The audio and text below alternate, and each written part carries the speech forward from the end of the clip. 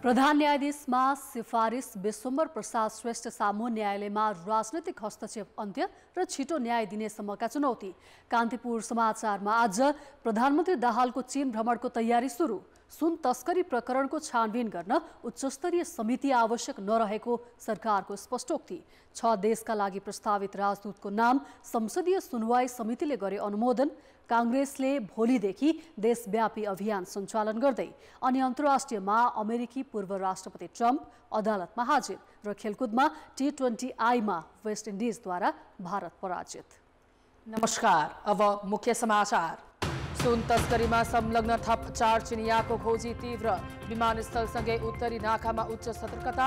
छानबिन समिति गठन गर्नुपर्ने एमालेको माग सरकारद्वारा अस्वीकार। माओवादीको केन्द्रीय समितिमा नेतृत्वको कार्यशैलीप्रति चर्को आलोचना। अनियमिततामा मुछिएका माथि छानबिनको माग। विधि सम्मत नचले पार्टी नरहने चेतावनी। सरकार र सहकारी पीडित बीच 7 बुँदे सहमति। बचत तथा कर्जा सुरक्षण कोष र कर्जा असुली न्यायाधिकरण स्थापनाको प्रक्रिया अघि बढाइने। आन्दोलन स्थगित। निर्वाचन परिणाम उल्झ्याउने षड्यन्त्र सम्बन्धी मुद्दामा अमेरिकी पूर्व राष्ट्रपति ट्रम्प अदालतमा हाजिर। आफू निर्दोष रहेको र राजनीतिक विपक्षमाथि उत्पीडन भएको जिकिर। र T20I मा भारत वेस्ट इन्डिजसँग 4 रनले पराजित। 5 खेलको सिरिजमा घरेलु टोलीलाई 1-0 को अग्रता।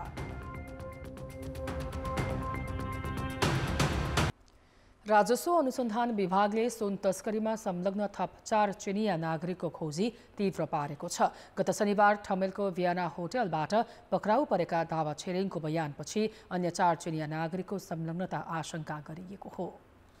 आइतबारदेखि नै खोजी जारी रहेको र उनीहरूलाई भाग्न नदिन त्रिभुवन विमानस्थलसँगै तातोपानी र केरुङ नाकामा समेत उच्च सतर्कता अपनाइएको जनाइएको छ।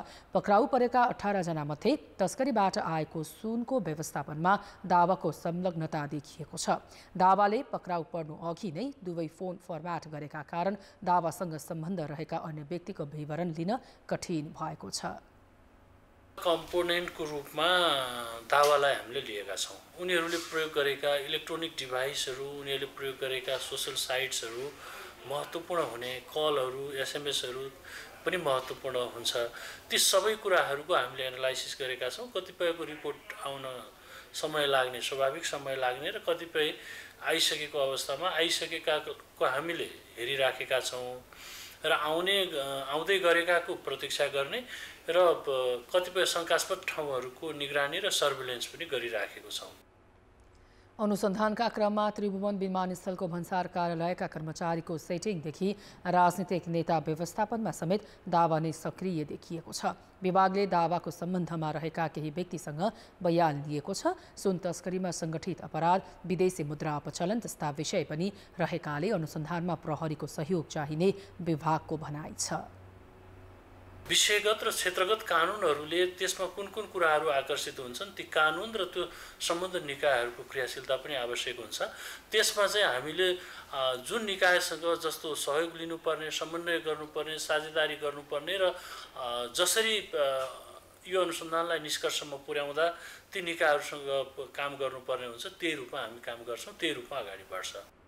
विभागले सुन कसरी आयो भन्ने विषयमा हङकङ स्थित अनुसन्धान कार्यालयहरूसँग पनि समन्वय गरिरहेको छ। साउन 2 गते त्रिभुवन विमानस्थल स्थित भन्सार कार्यालयबाट छुटेको सुन विभागले बरामद गरेपछि सुन तस्करीको रहस्य खुलेको हो।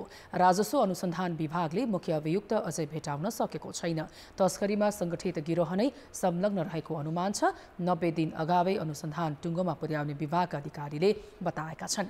यसैबीच सुन तस्करी प्रकरणमा पक्राउ परेकी भन्सार एजेन्ट रुक्मिना सुब्बालाई भने विभागले साधारण तारिखमा रिहा गरेको छ। क्यान्सर पीडित सुब्बालाई उपचारका लागि रिहा गरिएको हो। प्रमुख प्रतिपक्षी दल नेकपा एमाले 1 क्विन्टल सुन तस्करी प्रकरणको छानबिन गर्न उच्च स्तरीय समितिको गठनको माग गर्दै राष्ट्रिय सभाको बैठक अवरुद्ध गरेको छ। राष्ट्रिय सभाको बैठक सुरु हुनासाथ एमाले सांसदहरूले सुन तस्करी प्रकरणको छानबिनका लागि उच्च स्तरीय समिति गठन गर्न माग गर्दै अवरुद्ध गरेका हुन्। तथ्य सत्य छानबिनका निम्ति उच्च स्तरीय समिति बनोस्। जबसम्म त्यो बन्दैन जबसम्म ती कुरालाई कार्यान्वयनको दायरामा ल्याउनको निम्ति सरकार तयार हुँदैन तबसम्म चाहिँ यी कार्यसूचीहरू अगाडि कार्यसूचीमा जे विषयहरू उल्लेख भएका छन् ती कुरा अगाडि नबढाइयोस्। राष्ट्रिय सभाका अध्यक्ष गणेश प्रसाद तिमिल सिन्हाले लगातार संसद अवरुद्ध हुँदै आएको विषयमा सरकारको ध्यानाकर्षण गराए। सुन तस्करीको विषयले सभाको पछिल्ला गतिविधिहरू अवरोध हुँदै गएका छन् र बैठकहरू पनि अवरोध हुँदै आएका छन्। यस विषयमा सभाको गम्भीर ढङ्गले ध्यान आकर्षण भएकै छ। म सरकारको समेत यस विषयमा गम्भीर ध्यान आकर्षण गराउँछु र आवश्यक पहल लिनको लागि पनि आग्रह गर्दछु। एमालेको अवरोधपछि राष्ट्रिय सभाको बैठक साउन 22 गते सोमबार 1 बजे बस्ने गरी स्थगित भएको छ।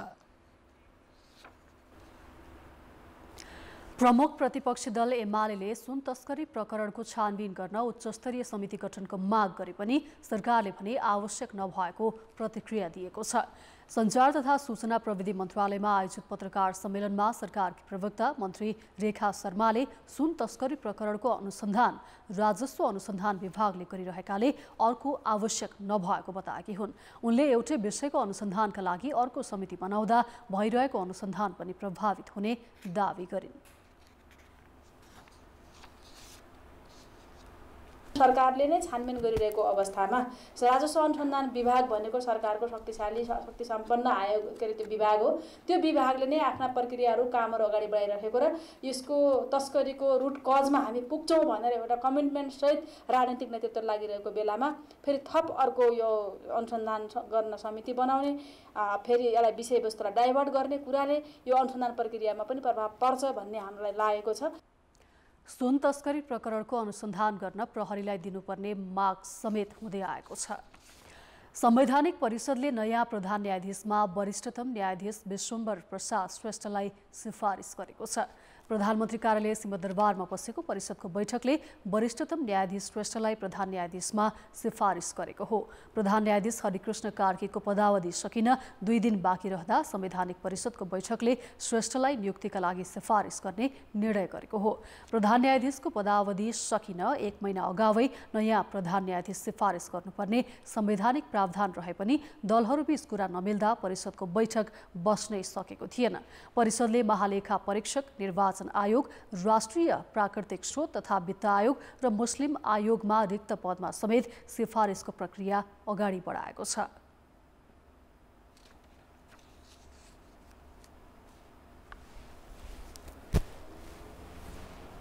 पर्सीबाट रिक्त हुने प्रधान न्यायाधीशमा विश्वम्भर प्रसाद श्रेष्ठलाई नियुक्तिको लागि सिफारिस गर्ने निर्णय गरेको छ र महालेखा परीक्षक, निर्वाचन आयुक्त, वित्तीय प्राकृतिक स्रोत तथा वित्तीय आयोगको सदस्य र मुस्लिम आयोगको सदस्यको लागि त्यो प्रक्रियाको लागि अगाडि बढाउनलाई 15 दिनको सूचना निकाल्नुपर्ने, इच्छुकहरूको आवेदन माग्नुपर्ने व्यवस्था छ। त्यसको लागि सूचना निकाल्ने भनेर निर्णय गरेको छ। प्रधान न्यायाधीशमा सिफारिस भएका सर्वोच्च अदालतका वरिष्ठतम न्यायाधीश विश्वम्भर प्रसाद श्रेष्ठ न्याय सेवाको कर्मचारीका रूपमा अदालत प्रवेश गरेका हुन्। 2016 साल असोज 20 गते सुदूरपश्चिमको डोटीमा जन्मेका श्रेष्ठले कानुनमा स्नातक र मानविकी संकायमा स्नातकोत्तर गरेका छन्।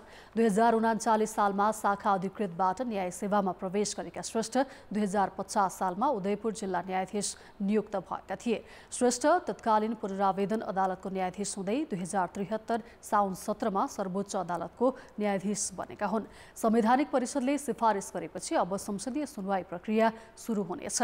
संसदीय सुनवाई समितिले अनुमोदन गरेपछि मात्रै राष्ट्रपतिले उनलाई प्रधान न्यायाधीशमा नियुक्त गर्नेछन्। यस बीचमा 65 वर्षे उमेर हदका कारण प्रधान न्यायाधीश हरिकृष्ण कार्की अवकाश पाउन लागेकाले श्रेष्ठ आइतबारदेखि कायम मुकायम प्रधान न्यायाधीश बन्नेछन्। सत्तारूढ नेकपा माओवादी केन्द्रको केन्द्रीय समिति बैठकमा सदस्यहरूले नेतृत्वको कार्यशैलीमाथि प्रश्न उठाउँदै आलोचना गरेका छन्। उनीहरूले पार्टी कमजोर हुनुमा नेतृत्वको दोष रहेको बताएका छन्। बैठकमा अनियमिततामा मुछिएका नेताहरूमाथि छानबिनको माग समेत उठेको छ। काठमाडौँको कमलादी स्थित प्रज्ञा भवनमा जारी केन्द्रीय कमिटिको दोस्रो दिन धारणा राख्ने क्रममा नेताहरूले पार्टीको विचार र व्यवहार लथालिङ्ग अवस्थामा पुगेकाले जनता माझ कमजोर बन्दै गएको बताए। उनीहरूले नेतृत्वलाई गल्ती स्वीकार गरेर अघि बढ्न समेत सुझाव दिएका छन्। उनीहरूले अहिलेकै अवस्थामा नेतृत्व अघि बढ्ने हो भने माओवादी नै सकिने चेतावनी दिएका छन्। पार्टी जस्तो हुँदाखेरि जनताको अपार समर्थन थियो 62 अगाडि, त्यो अवस्थामा पार्टीलाई फर्काउनुपर्छ भन्ने सारा सबैको धारणा हो। हामीले भनेका छौँ अध्यक्ष कमरेड पनि निर्वाचनको निम्ति तयार हुनुपर्छ, आफूले पार्टी स्थापना तयार भइसकेपछि अरूलाई पनि लोलोबद्ध गर्नुपर्ने जरुरी छैन। उहाँले सबैले चाहिँ त्यो निर्वाचन प्रक्रियामा भाग लिउँ भन्ने चाहिँ कुरा अध्यक्षले त्यो आइन गर्नुपर्छ, त्यस्तो खालको हामीले विधान बनाउनुपर्छ भन्ने खालको चाहिँ यो छलफल अहिले चलिरहेको छ। बैठकमा वरिष्ठ उपाध्यक्ष नारायण काजी श्रेष्ठले भ्रष्टाचारको फाइल एकपछि अर्को खुल्दै जाने र त्यसमा आफ्नै पार्टीका नेताको संलग्नता देखिए पनि नछाड्ने बताए। उनले सरकारको कामलाई प्रभावकारी र पारदर्शी बनाएर नै पार्टीमा जनताको भरोसा पुनर्जागृत गर्ने दावी गरे। उपाध्यक्ष कृष्णबहादुर महराले विघटन वा पुनर्निर्माण मध्ये एकमात्र विकल्पमा माओवादी उभिएको बताए। नेता लेखनाथ न्यौपानेले पार्टी निरन्तर ओह्रालो यात्रामा लागेको भन्दै सरकारले गरिरहेको सकारात्मक काममा पार्टीकै विवेक प्रयोग भइरहेको हो वा शक्ति केन्द्रको निर्देशन भन्दै नेतृत्वप्रति प्रश्न गरेका छन्। नेताहरूले संगठनको आकार चुस्त बनाएर पार्टीलाई पुनर्ताजगी गर्नुपर्ने धारणा राखेका छन्।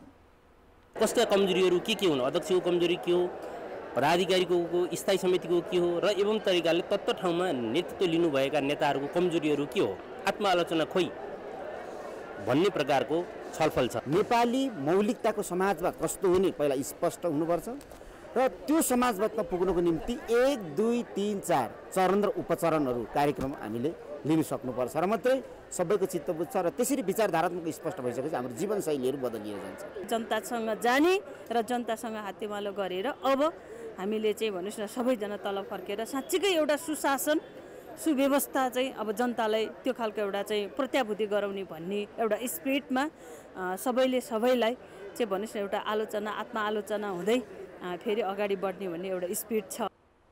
केन्द्रीय समिति बैठकको पहिलो दिन अध्यक्ष पुष्पकमल दाहालले मौखिक रूपमा आफ्नो राजनैतिक प्रतिवेदन पेश गरेका थिए। त्यसैका आधारमा नेताहरूले आफ्नो धारणा राखिरहेका हुन्। बैठकमा अहिलेसम्म 75 जनाले आफ्नो भनाइ राखिसकेका छन्। सबै सदस्यको कुरा सुनेर अध्यक्षले आफ्नो प्रतिवेदन सार्वजनिक गर्ने तयारी गरेका छन्। दाहालले आफ्नो प्रतिवेदनमा सुन तस्करीको विषय समावेश गरेका छैनन्। सरकार र आन्दोलनरत सहकारी पीडित बीच 7 बुँदे सहमति भएको छ। यो सँगै सहकारी पीडितले 63 दिनदेखिको काठमाडौँ केन्द्रित आन्दोलन स्थगित गरेका छन्।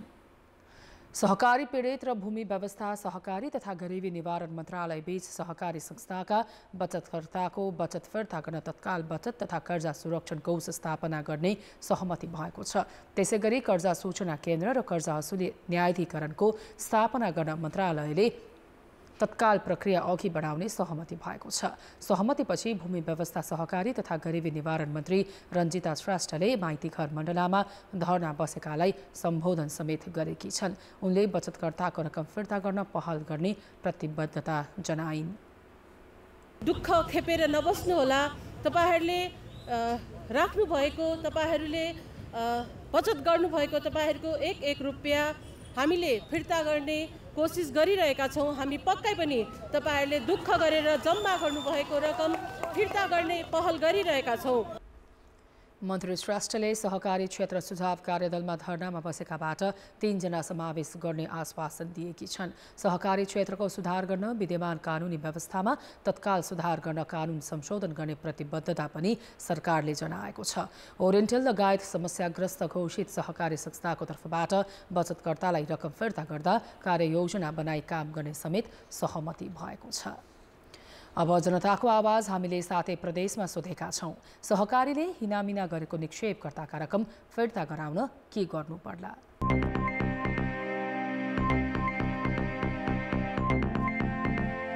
सहकारीको सम्पत्तिहरू कहाँ कहाँ छ त्यसको खोजबिन गरी त्यसैबाट चाहिँ निक्षेपकर्ताहरूलाई लगानी फिर्ता गरिदिने माहौल चाहिँ सरकारले मिलाउनु पर्ने। पहिला कारबाहीको प्रक्रियामा ल्याउन पर्यो र उनीहरूबाटै सरकारले पहल गरेर ऋण असुल गरिदिन पर्यो। सम्पत्तिलाई लिलाम गरेर हुन्छ या चाहिँ उनीहरूबाट जसरी पनि असुल गर्नुपर्ने हुन्छ। जसले हिनामिना गर्नुपर्छ उहाँलाई चाहिँ सरकारले लिएर आउनु पर्छ। सम्पत्तिहरू खोजेर बाँड्न चाहिँ दिनुपर्ने जस्तो लाग्छ। मेरो बहिनी पैसा डुबिया छ राजधानी समूहबाटको कुन छन् अध्यक्ष सदस्य उनको जग्गा बेचेर भए नि पैसा त असुल हुनु पर्यो। कडाभन्दा कडा नीति लिएर आएर डुबेको रकम फिर्ता गरे मात्र फेरि पनि सहकारीमाथिको भरोसा जाग्ने गरेको। कानुनी कारबाही कसरी हुन्छ त्यो दायरामा ल्याउन जरुरी छ। नेपाल सरकारबाट इजाजत लिएर यिनीहरूले काम गरेको हुँदा यसको जिम्मेवारी स्वयं नेपाल सरकार नै हुनुपर्दछ। सहकारीलाई कारबाही गरेर त्यो पैसा चाहिँ फिर्ता हुनु पर्यो। सरकारले त्यसको नियन्त्रण गरेर निक्षेपकर्ताहरूको रकम वितरण गर्ने। सहकारी सञ्चालकहरूको सम्पत्ति जफत गरेर नै रकम असुली गर्नुपर्छ। यसलाई सङ्गठनात्मक अपराध अन्तर्गत राखेर राज्यले कडाभन्दा कडा कानुन ल्याई ती अपराधीहरूलाई कानुनी दायराभित्र ल्याएर कारबाही गर्ने प्रबन्ध बनाउनुपर्छ।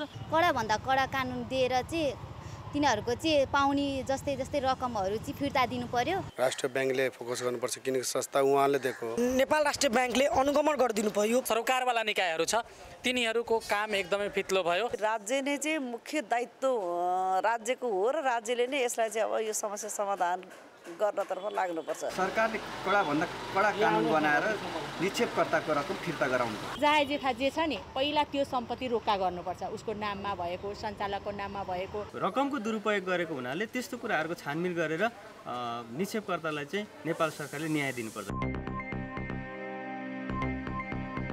परराष्ट्र मन्त्री एनपी साउदले प्रधानमन्त्री पुष्पकमल दाहालको आसन्न चीन भ्रमणको तयारी सुरु भएको बताएका छन्।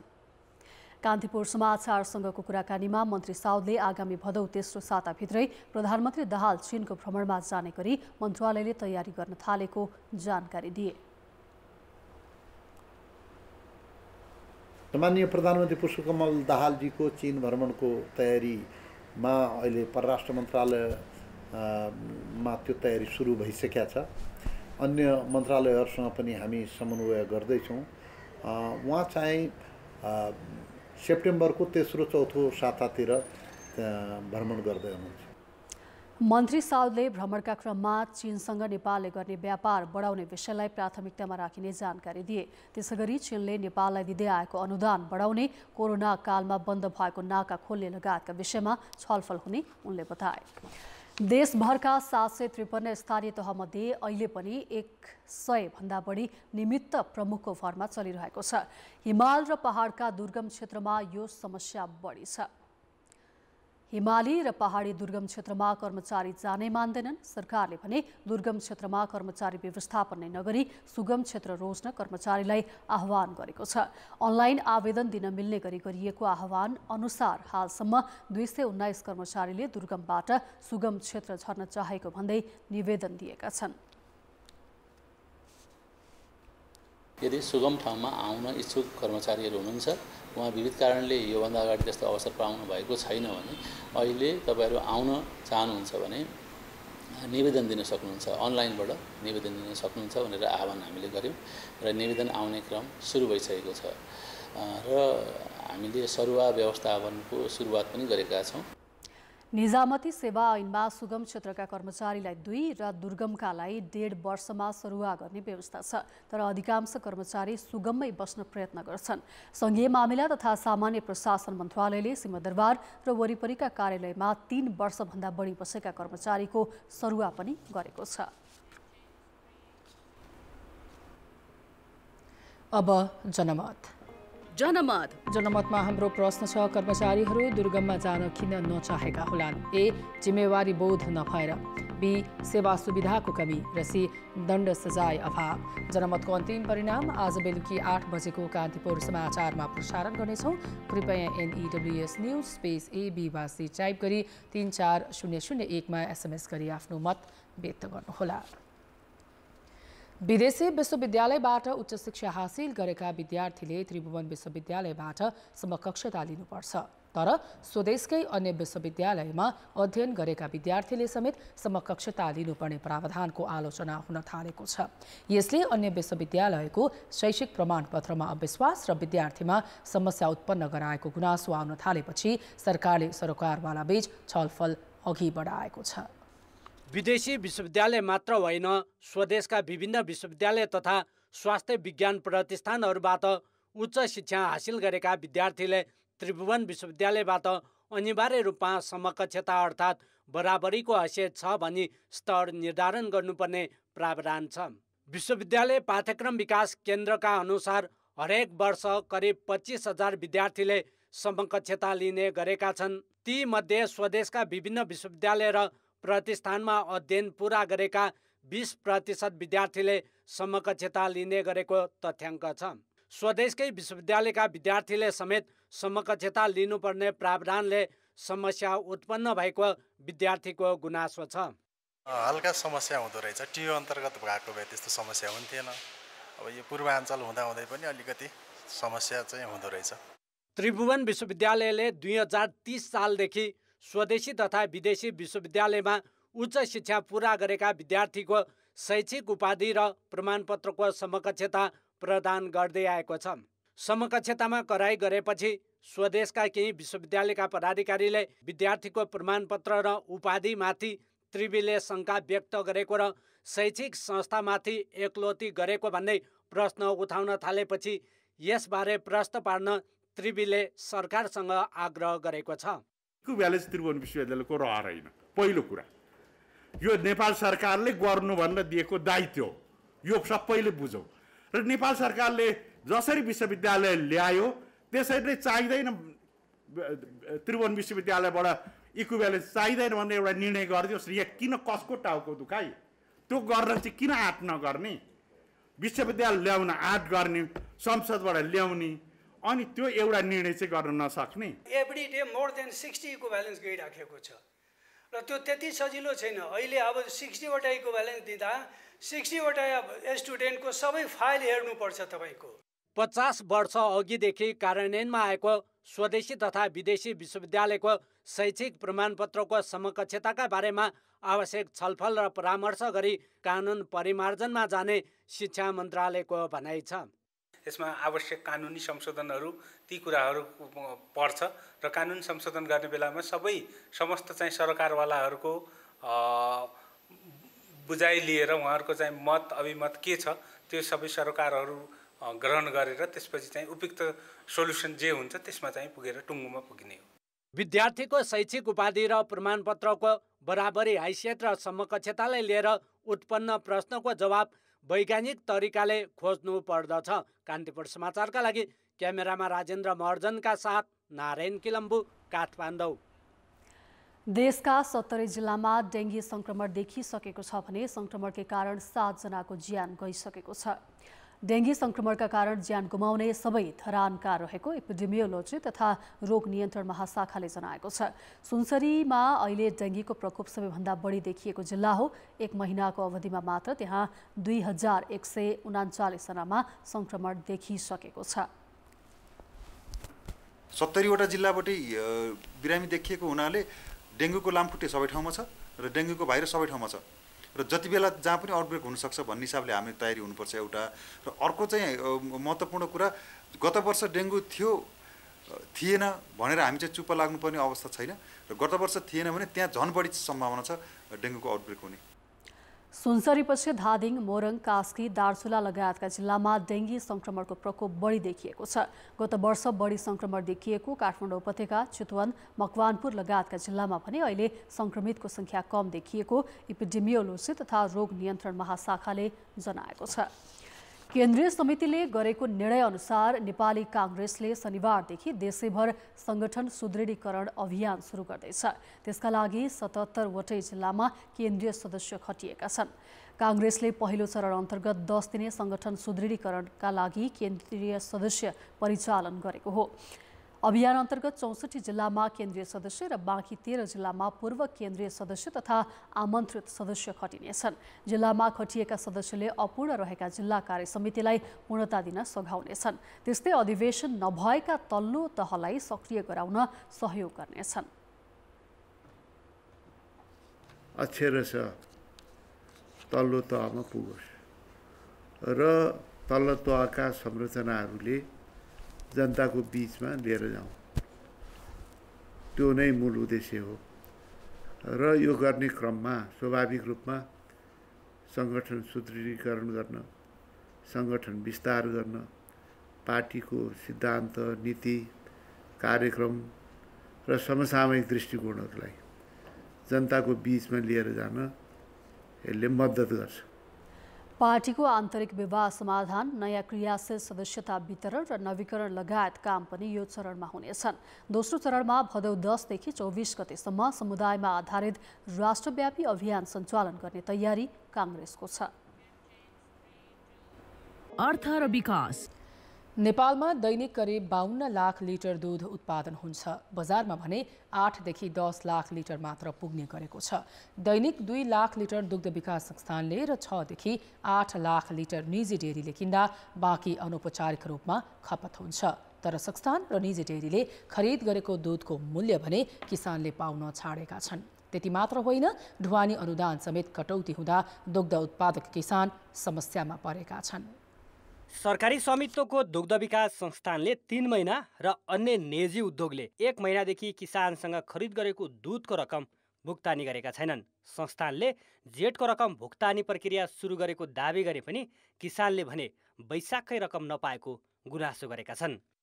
हाम्रो लगभग 3 महिनाको बाँकी छ। हेर्नुहोस्, प्रत्येक 15 दिनको एक फारम हुन्छ। 6-7 फारम चाहिँ पेमेन्ट दिन सकेको छैन संस्थालाई। हामी संस्थालाई दुध बेच्छौँ।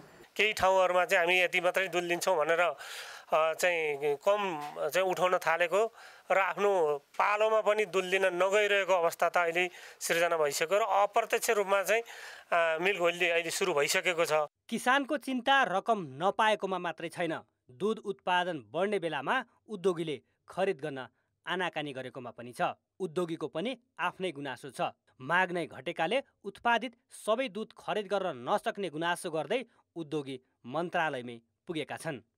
दूध नउठाउने समस्या छ। मैले उहाँहरूलाई के भनेको छु भने डिडिसी पनि अरू उद्योगीहरूलाई पनि तपाईँहरूले फागुनमा आएर मलाई चाहिँ दूध भएन भारतबाट ल्याउनु पर्यो भनेर भन्नुभयो। मैले हुँदैन भने अहिले आएर फेरि तपाईँहरू यहाँ चाहिँ दूध बढी भयो हामी किन्न सक्दैनौँ भन्नुहुन्छ। तपाईँहरूले त्यो फेरिको फागुन आउँछ भन्ने कुरा ख्याल गर्नु पर्दैन। उद्योगीले विभिन्न बहाना बनाएर किसानसँग दूध खरिद गर्न आनाकानी गरेको भए पनि दुग्ध विकास संस्थानले भने नियमित रूपमै दूध खरिद गरेको दावी गरेको छ। डिडिसीले दूध उठाइरहेको छैन भन्ने कुरा चाहिँ होइन। हामीले आफ्नो नेटवर्कको हामीसँग जोडिएका जति पनि सहकारी दूध उत्पादक सहकारी संस्थाहरू छन्, हामीले त्यहाँबाट नियमित रूपमा दूध उठाउने काम चाहिँ हामीले गरिरहेछौँ। त्यसो त संस्थानले किसानलाई दिँदै आएको प्रति लिटर 10 रुपियाँ ढुवानी अनुदान समेत साउन 1 गतेदेखि खारेज गरिदिएको छ। यो सँगै निजी डेरी उद्योगले पनि ढुवानी अनुदान खारेज गर्दा त्यसको असर किसानलाई नै परेको छ। उत्पादन लागतै महँगो छ एक त होइन, त्यसमा पनि समयमा पेमेन्ट दिँदैन। त्यसमा पनि अस्ति साउन 1 गतेदेखि त दिइरहेकोमा 4 रुपियाँ चाहिँ 5 रुपियाँ अझै यो ढुवानी कस्ट के कस्ट भनेर दिएको 5 रुपियाँ चाहिँ खारिज गरिदियो। कि हाम्रो व्यवसाय गरेर पनि कहिल्यै पनि पटक एउटा समस्या चाहिँ आइरहने त्यसको समाधान चाहिँ खोजिदिँदै नखोज्ने गर्नाले गर्दा हामी किसान त धेरै मारमा छ। अहिले दुग्ध विकास संस्थानले काठमाडौँ उपत्यकामा मात्रै दैनिक 75,000 लिटर दूध बजारमा पठाउने गरेको छ। मासिक 22 करोड रुपियाँको दूध खरिद गर्ने संस्थानले पछिल्ला 3 महिनादेखि किसानलाई भुक्तानी दिएको छैन। केही हाम्रो यो केही व्यवसायमा केही असहज परिस्थिति उत्पन्न भएको र हाम्रो यो क्यासको इकोसिस्टम बिग्रिएको कारणले गर्दाखेरि केही असहजताहरू चाहिँ आएका हुन्।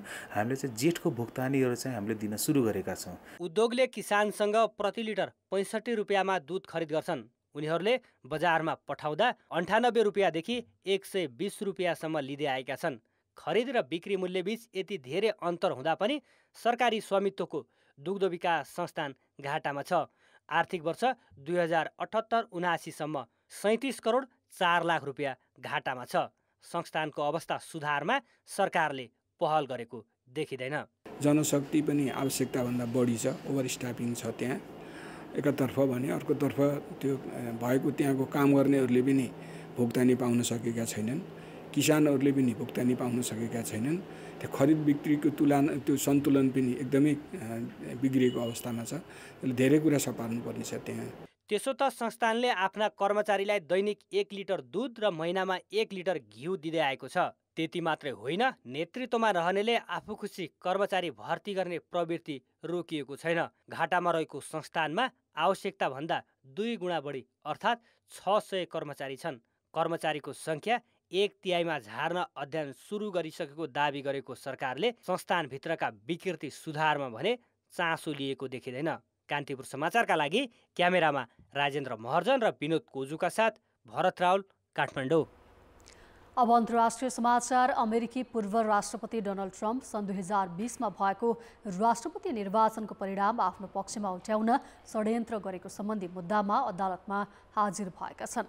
मुद्दाको प्रथम सुनवाईका लागि राजधानी वासिङटन डिसी स्थित अदालतमा उपस्थित भएका ट्रम्पले न्यायाधीश समक्ष उभिएर आफू निर्दोष भएको जिकिर गरेका छन्। 4 महिनाको अवधिमा फौजदारी अभियोगको प्रतिवादीका रूपमा ट्रम्प अदालत उपस्थित भएको यो तेस्रो पटक हो। यसअघि उनी विरुद्ध 2 अन्य फौजदारी मुद्दा दर्ता भइसकेका छन्। ट्रम्प पछिल्लो ढोकाबाट अदालत भवनभित्र प्रवेश गरेका थिए। उनीमाथि निर्वाचन परिणाम उल्ट्याउने 2021 को जनवरी 6 मा संसद भवनमाथि भएको आक्रमणका लागि समर्थकलाई उक्साएको मुख्य आरोप छ। अदालत र संसद भवन बीचको दूरी केही मिटर मात्र छ। सरकारी पक्षका वकिलले उक्त मुद्दालाई द्रुत सुनवाई गर्दै अघि बढाइनुपर्ने भनाइ राखेका थिए। ट्रम्पका वकिलले भने न्यायोचित र स्वच्छ सुनवाईको तयारीका लागि समय चाहिने बताएका थिए। मुद्दाको प्रथम सुनवाई गरिरहेकी भारतीय मूलकी अमेरिकी न्यायाधीश मोग्जिला उपाध्यायले ट्रम्पलाई उक्त मुद्दाको तथ्यबारे कसैसित संवाद नगर्न निर्देशन दिएकी थिइन्। निर्देशनको पालना नगरिए गिरफ्तारीमा पर्न सक्ने र अदालतको अवहेलना गरेको आरोप लाग्न सक्ने चेतावनी पनि ट्रम्पले पाए। अदालतमा भएको प्रथम सुनवाईपछि निजी विमान मार्फत न्युजर्सीतर्फ फर्किनु अघि सञ्चारकर्मीहरूसँग संक्षिप्त कुरा गर्दै ट्रम्पले उक्त दिन अमेरिकाका लागि निकै दुःखद भएको बताएका थिए। आफू विरुद्धको यो फौजदारी मुद्दा बाइडेन प्रशासनले राजनीतिक विपक्षीमाथि गरेको उत्पीडन भएको ट्रम्पको टिप्पणी थियो। मुद्दाको अर्को सुनवाई यही अगस्त 28 मा हुनेछ। कान्तिपुर समाचार अहिलेलाई सकियो। कान्तिपुर टेलिभिजन हेर्दै गर्नुहोला। नमस्ते।